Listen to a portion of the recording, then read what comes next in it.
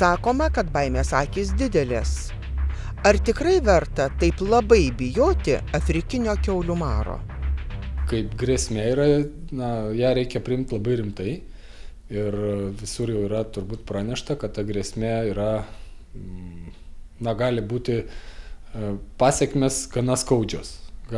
Klausimas reiškia, kaip sureaguos prekybiniai partneriai ir kaip plis ir liga. Tai va, du pagrindiniai niuansai, kurie verčia piešti įvairius scenarijus. Gali būti geras scenarijus, taip, bet geras scenarijus tai priklauso nuo mūsų pačių veiksmų. Jo, kaip rimtai mes pasižiūrėsime į ligą, gali būti kažkoks vidutinis scenarijus ir gali būti baisus ir ypatingai baisus scenarijus. Tai kaip pasakai, kad jau jeigu nieko nedarysi ir bus labai baisus scenarijus, tai tada jau visi pradeda, gal reikia kažką daryti. Tai mes esam tokioj, sakykime, stadijoje. Norėtųsi tam tikro atstovavimo Europos Sąjungoje, kad būtų labai aiškiai pasakyta, kad jeigu mus kaip šalį paaukos, reiškia, vardan prekybos Europos Sąjungos su Rusija, tai kad mums už tai bus irgi kompensuota. Nes yra tam tikros vidinės taisyklės, pagal kurias mes esam uždaromi kaip ne mes, ne šalis, tik tai regionas, tas Dzūkijos 6 rajonai, jie yra laikomi apimtais, reiškia, infekuota teritorija ir yra vidiniai Europos Sąjungos teisės aktai, kuriais nustatoma, kaip, reiškia, vyksta prekyba, kaip suvaldoma židinys, visų šitų teisės aktų mes laikomės. Taigi nėra jokio pagrindo uždaryti visą Lietuvą. Liga neplinta, nauji židiniai nerandami, taip, bet kadangi derybos spaudžia, turbūt pagrindinis dalykas šitoje istorijoje, pagrindinė baimė yra iš to, kad Rusija, arba Muitų sąjunga ėmėsi perdėtos reakcijos. Tai yra, ir visa tai atsiliepia į ekonomiką, o tai ir sukelia tą visą tą besirutuliojančią gniūžtę, reiškia, kalbų apie galimus nuostolius vis didėjančius ir didėjančius. Taip, nes niekas nežino, kiek tie prekybiniai apribojimai užtruks. Tai va, jeigu rusai nereaguotų taip, sakykime, radikaliai, tai čia nieko tokio neatsitiko. 2 šernai, taip, mes žinom, kad čia yra virusas, taip, mes jį turim sutvarkyti pagal teisės aktus, taip moksliškai žiūrint, reiškia, susitvarkyti tam tikras vietas, pasižiūrėti, ar tikrai jos ten tvarkingos ir kaip ir gyvenam toliau. Tragedijos čia dar neįvyko. Bet ta reakcija iš jų pusės, jinai verčia visus, labai stipriai įsigasti ir pradėti bėgioti jau truputį ir pagal jų užduodamą toną. Tam tikri prekybos srautai buvo į vieną šalis, į kitas. Sakykime, šiandien jau yra labai reali problema, yra prekyba paršeliais. Prekyba paršeliais iki 30 kg. Tie paršeliai važiuodavo į Lenkiją pastoviai ir šiandieną jų nebėra kur dėti. Tai yra, Lenkai atsisako juos pirkti. Tai klausimas ir atsisako, vėlgi pažeisdami prekybos susitarimus.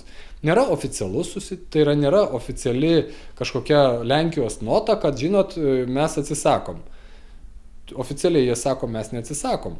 Bet kažkodėl tai prekybos partneriai sako, ne, iš Lietuvos mes nepirksim. Taip? Tai reiškia, kažkokie yra turbūt duoti nurodymai, galbūt neduoti nurodymai, bet prekyba stringa. Tai yra problema. Tai reiškia, mes jau patiriam nuostolį, kur juos sudėti tuos paršelius. Reikia tvartų, reikia penėjimo, reikia arba juos, kaip kitą alternatyvą žudyti. Žudimas toj pat nuostoliai. Tai va, ir ką dabar šitoje situacijoje daryti, ir sprendžiam. Buvo tikimasi, kad žmonės, kurie nieko neprivalo, padarys tai, kas privaloma padaryti. Tai yra, medžioklė Lietuvoje yra hobis. Taip? Ir juo užsiima gana turtingi žmonės ir jų priversti eiti medžiojimas, tai yra pasivaikščiojimas gamtoj, daugiau toks bendravimas su gamta, nušovus ten žvėrį, reiškia kažkokios tradicijos, ten vakaronė, tai yra daugiau socialinis toks reiškinys. Ir netgi ne visai ten, kad dėl mėsos, reiškia, medžiojama. Aišku, yra dalis, kurie ir mėsai šaudo, bet, ta pati medžioklės tokia savoka yra gana garbinga tų garbingų medžiotojų supratime. Ir staiga juos reikia padaryti, budeliais. Taip? ir jie patys viduj to visiškai nesitikėjo. Ir dabar dar nesitikė. Jiems labai sunku save transformuoti tai, suprast, kad ta grėsmė ėjo ir atėjo.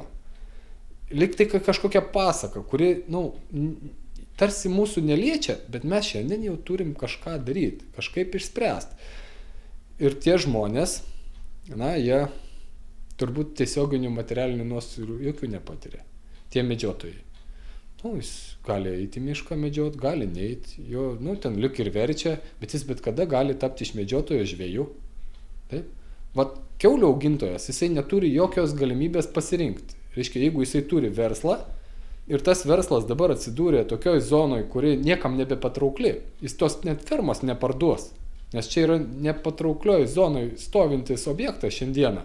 Reiškia, jisai turi dirbti šitam versle.